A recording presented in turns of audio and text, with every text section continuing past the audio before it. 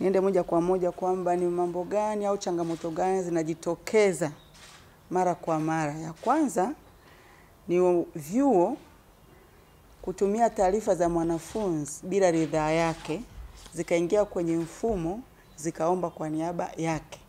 Lakini mwanafunzi yeye ana machaguo yake yeye mwenyewe. Sasa mfumo ulivyo, kama ameshaombewa na chuo kingine, hawezi kuomba yeye mwenyewe kwa sababu akiingia anaonekana ana account tayari.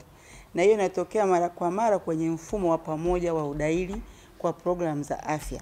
Hiyo ni changamoto kubwa, na ndio maana katibu mtendaji amesisitiza kwamba, na amekuwa amesisitiza hata huko nyuma katika forum mbalimbali, kwamba mwanafunzi taarifa zake azitoe kwa ridhaa yake na aweze kuomba mwenyewe.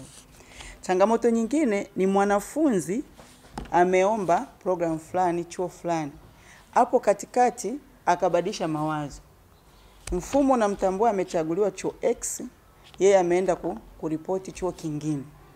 Na hii inatokea aidha kwa kushawishiwa. Unajua sasa hivi saa zingine pamoja na kutoa huduma ya elimu, wakati mwingine wadau wanatumia kama biashara.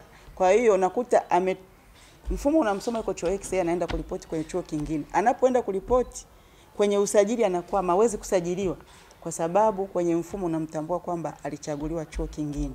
Na hayo mambo yote mawili katibu mtendaji ameyaweka vizuri sana na kusisitiza kwamba watu waweze kufuata miongozo ya udahili.